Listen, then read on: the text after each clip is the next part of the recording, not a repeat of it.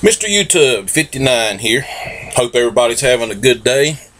New Year's just right around the corner, so I hope everybody has a happy New Year. I've been on YouTube, I guess, going on 2 years now. And just want to say thank you to everybody. I appreciate everybody that's watched my channel. I appreciate everybody that's subscribed to my channel. And if we continue, and just let me throw this in here, in a free country, at 100 subs, I'm gonna probably do another giveaway. I won't do a surprise giveaway this time. I'll actually show you what I'm gonna do this time. But and I've got a couple things in mind. But anyway, at 100 subs, I will do another one. But and like I said, as long as we stay in a free country, which they're trying their best to take away from us, whether you want to believe it or not. I mean, some of us are pretty naive that, you know, we don't believe that. But anyway, that's just my thoughts. You know me. I think different than some people. Think different than most people. Had a little Krispy Kreme on my shirt there. Get it off, you know. Ooh, them things are good. No. Anyway, couple of thoughts. You know, I sit and I think, and I know I think different than most people. But I kind of thought about a couple of things about this gun control, and yeah, I know people are probably tired of hearing about it, but until it's over and, you know, things are settled, it's a reality that we're living in. We're dealing with the Second Amendment. Okay?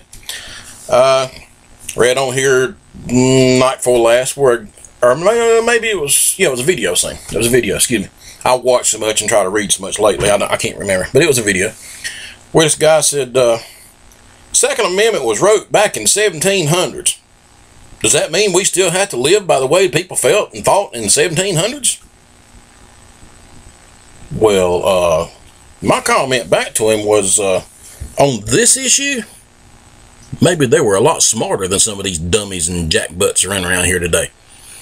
They understood, but then again, they were trying to keep us from being run over by the government and taken over by the government, where today, people are trying to take those rights away from us so we can be took over and run by the government.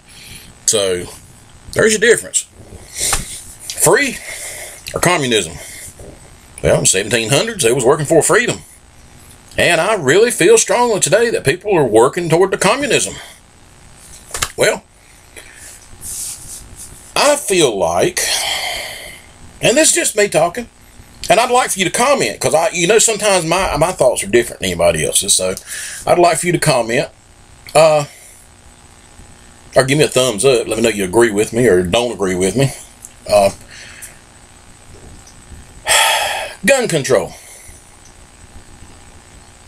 You know, I've ranted and raved. I've done a couple of videos, and I've ranted and raved over it, and got some mad till I've had to go take extra blood pressure medicine, because this stuff really burns me up. And this stuff that's going on right now, I mean, it's really burning me. I'm a law-abiding citizen. You know, I try to live by the law. And I've owned guns all my life. And none of my guns have ever killed anybody. But yet, I am the one that's going to end up having to pay the price for it. Well, that kind of tweaks my whistle, you know. And if the president kind of wants to understand how I feel, let him be charged with rape crimes, and let him pay for the penalty. Let's see if he thinks it's fair. Just a thought. It's fair for me to take it up to Kazuza because somebody else wanted to abuse the gun rights. So how about if he takes it up to Kazuza for something somebody else done, and let's see if he thinks it's fair. I mean, come on, let's be honest. But I'm not criticizing our president. I mean, he's in the White House, and he was voted in by some kind of idiots that voted him in. But anyway, either way, he's in there. But I don't think he understands the full consequences of this thing.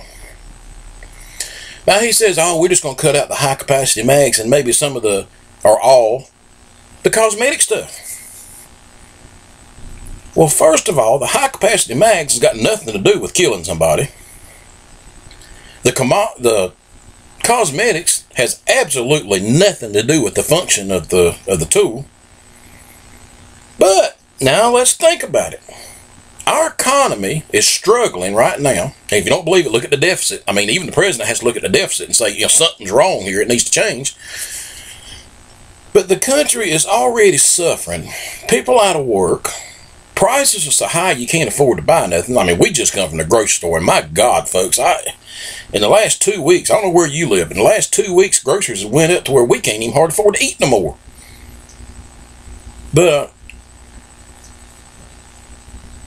he wants to do away with the high-capacity mags and the cosmetics, and that's just if you do those two things now, just those two things.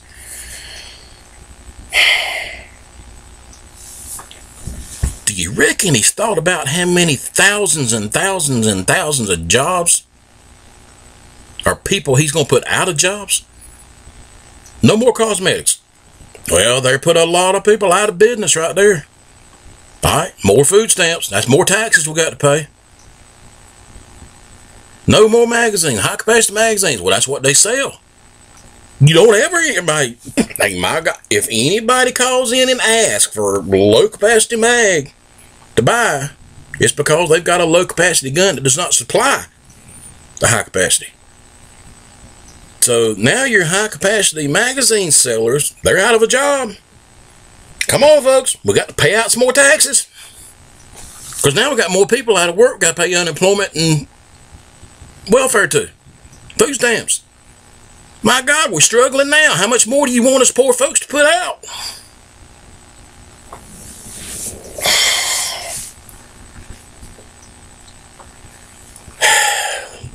Didn't have much rain this year, so the wheat didn't put out. So therefore, wheat is high to pay to feed the cows. Well, since you got to pay high price wheat prices to feed the cow, now you got to pay for the milk that comes out of that cow, so that price went up. Now you got to pay for the beef because they ain't got the feed to feed the cow to make the beef to put on your table. Well, you know what my thought on that one is? You may not want to know. Maybe some of these luxury items like cow meat and stuff that we got accustomed to needs to be cut out.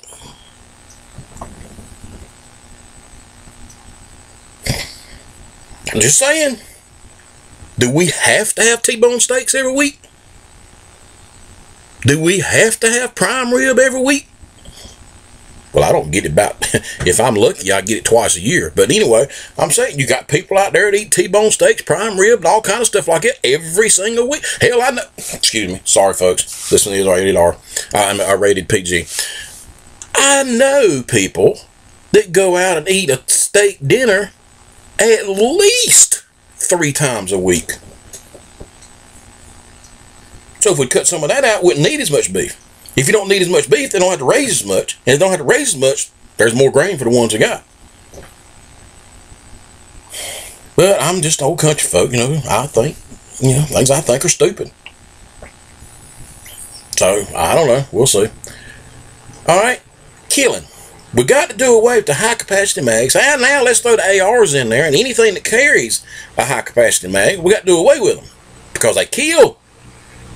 Well, like I said, people, I've got guns. I've had guns all my life. And none of my guns have ever killed anybody. Now, maybe my guns are defective. I don't know. They put food on my table. But let's look at this. There's bad apples in every crowd. Bad apples in every bushel. Any way you want to put it, there's bad apples in everywhere you turn. Okay? So, let's look at it this way. If a bad apple gets a hold of a gun, then we need to get rid of the bad apple. Just like, you know, for the most part, there's good people in the police department. There's some bad apples in there too. We need to pluck them out. Just like there's bad apples in the government, but we need to pluck them out. Now here's my theory. And I'm just old country boy. I don't know a whole lot. But in order to help this situation and not really hurt nobody, how about before you can buy an AR or an AK or any rifle, as far as that's concerned, you have to take some kind of a safety course.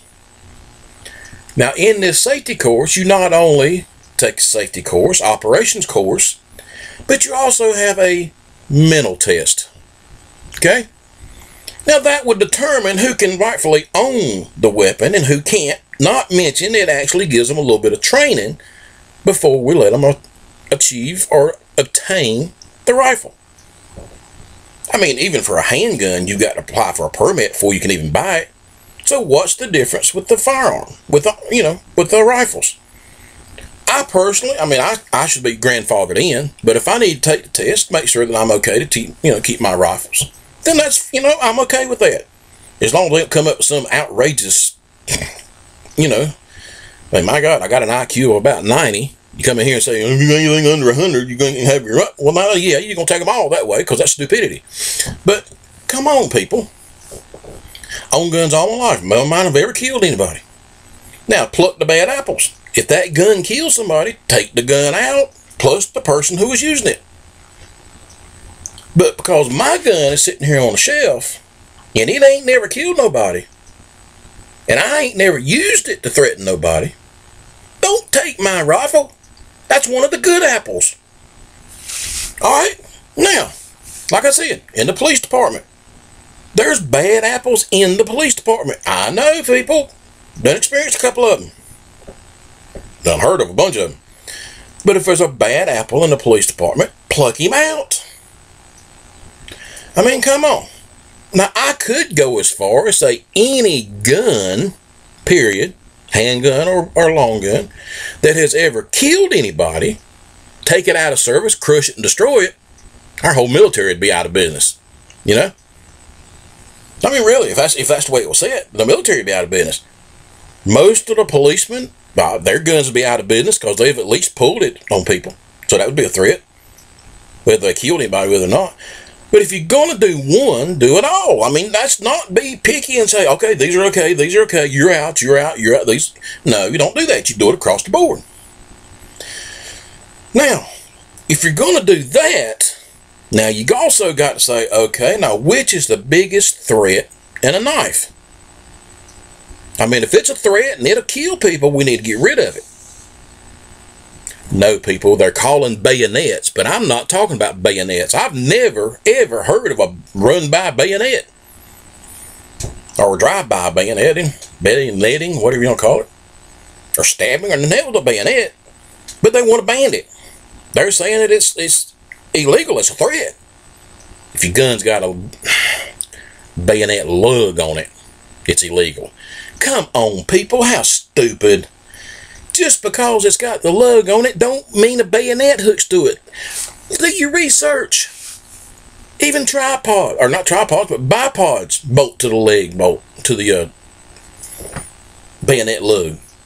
You've got all kind of mounts that mount to it. It's not just the bayonet lug. See, the people that are doing this don't even know what's going on. The people that are talking about it have no idea what's going on.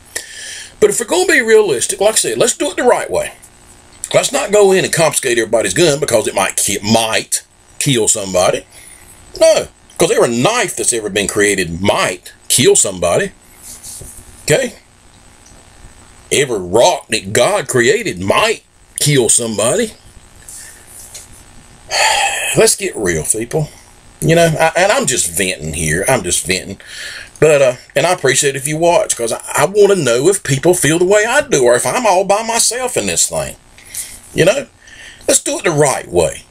Whatever's out's grandfathered in. And I don't care if it's a hunting rifle or a 22,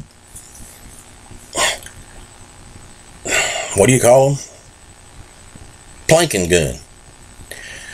Before an individual can buy and obtain any kind of firearm at all, they must take a safety course, which includes a mental status evaluation. Now, if they can't pass the safety course and they can't pass the mental part of it, then no, they're not allowed to have a weapon. Now, that'll take care of some of the problem. Because the crew, you're not going to solve that problem anyway unless you just go ahead and go down the list you got that's the criminal records and go ahead and distinguish them all. Because you're not going to do that. I mean, there's proof of that. You put them in, you turn them loose. You put them in, don't matter how many criminal records they got, you put them in, few days, few weeks, you'll turn them loose. So you're really not teaching them anything except I can do whatever I want to and get back out on the street in a few weeks. Okay?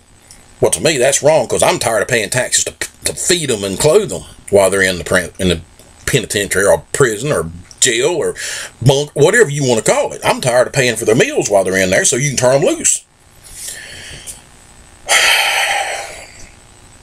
Somewhere on here, I seen something about a 17-year-old kid that got killed. He broke into somebody's house, and a guy shot him and killed him. And they're wanting to charge the guy that shot him, and the guy had 34 convictions on him.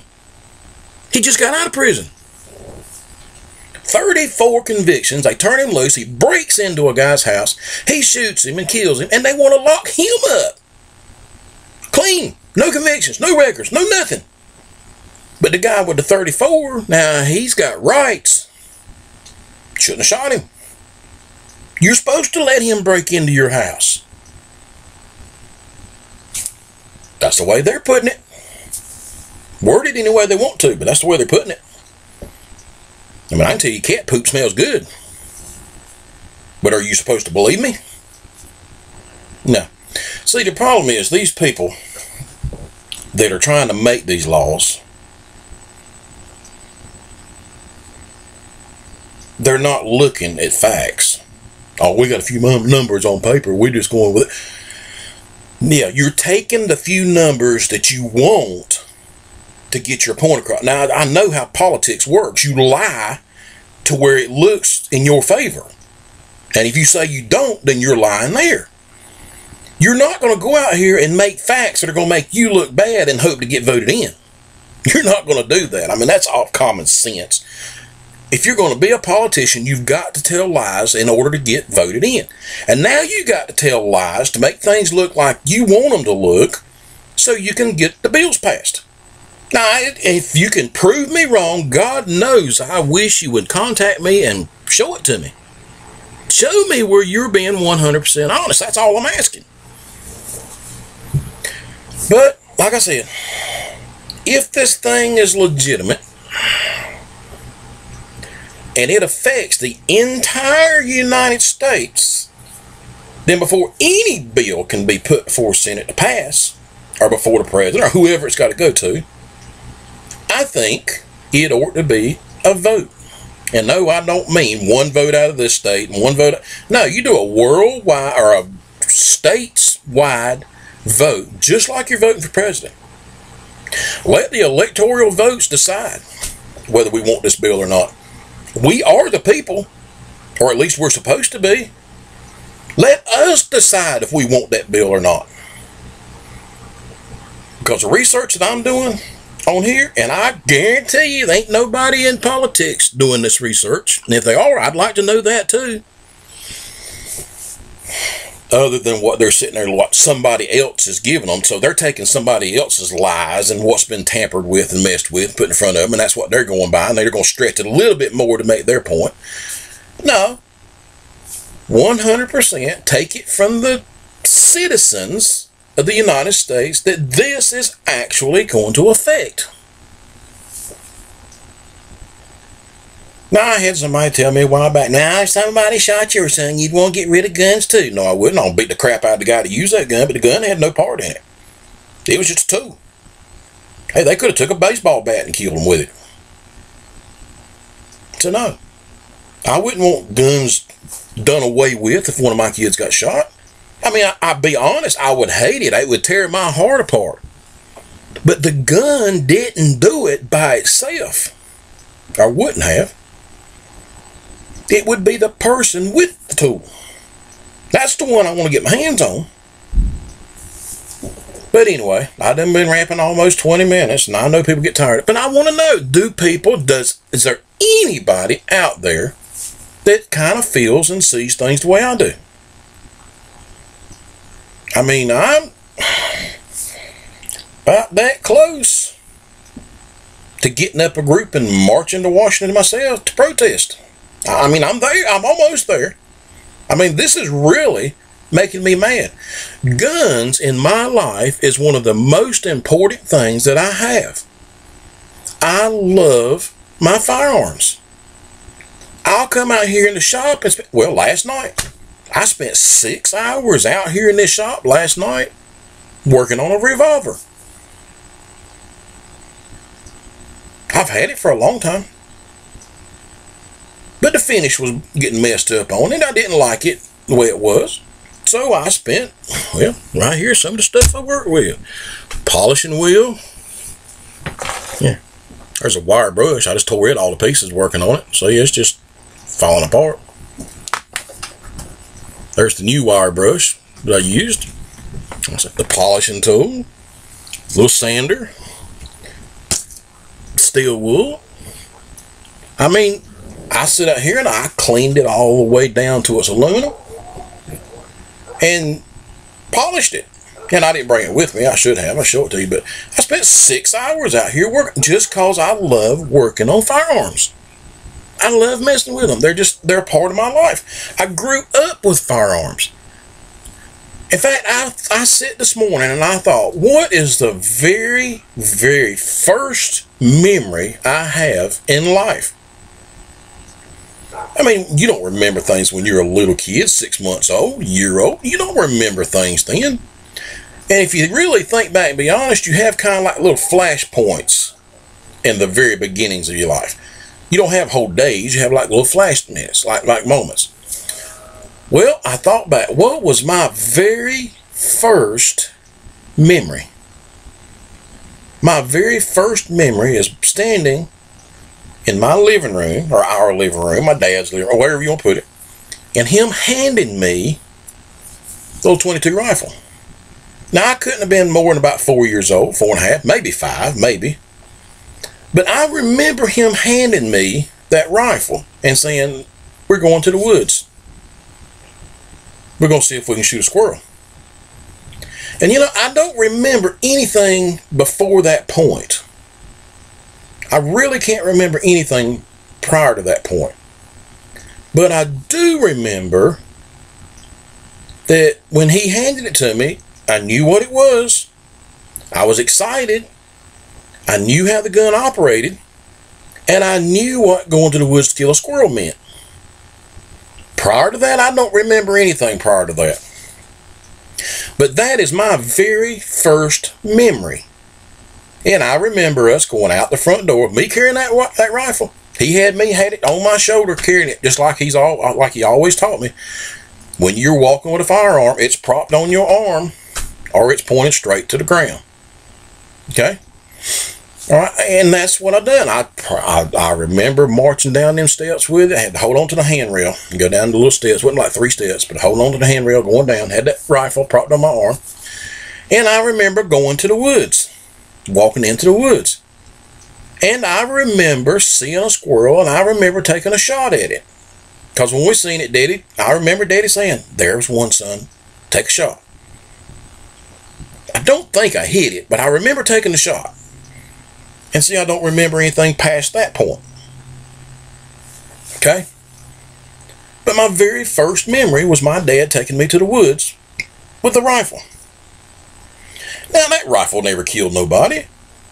And any rifle I've ever owned since then has never killed anybody. So, quit looking at the rifles and pay more attention to the people. Let's start schooling people. Let's start checking them. Make them take safety course. My God. 2 of my kids had to take a safety course class before they could even get a hunting license. Nothing wrong with it. Give them a little bit of education on hunting and make sure the fundamentals of the firearm. So why can we not say, okay, if you want to buy a gun, one of several things. Just like pistol is now, if you want to buy a pistol, unless you've got your CCW, you go apply for the permit. They do a background check. A week, 7 days to 9 days later, you get a permit in the mail. That allows you to buy one because you've been checked out and you haven't caused any kind of problems. Well, why can't we do that with everything? Rifles, pistols, muskets. I mean, come on. All right, you want to buy a firearm. You've got to apply for it. You've got a 3 to 10 day waiting period. What difference does it make? If you want a rifle, you'll wait. And if you're hot-headed and trying to buy something real quick to kill somebody with, you can't get it for 10 days. And most people are not going to wait 10 days if they get hot-headed enough to try to kill somebody. So, all right, either that or say, okay, but you've got to take a class. You've got to take this course, no question about it. Just like if you're going to do a concealed carry, you've got to take the class. It's a 8-10 hour class, I believe it was. They have to take you out. You have to shoot something to make sure that you can handle your weapon, make sure you know how to shoot it. They do it. The guys that done ours, when we were all done, he said, okay, I've watched all of you. I've talked to all of you. He said, I think your mental capacity is fine. Well, now that tells me that this guy that done my concealed carry weapons class, he was concerned enough. He was going to make sure that we were okay here to conceal carry, as well as control and understanding of the law. Why can't you do that before you buy any kind of firearm? And then once you take that class, you can get some type of permit that says you're allowed to buy the firearm.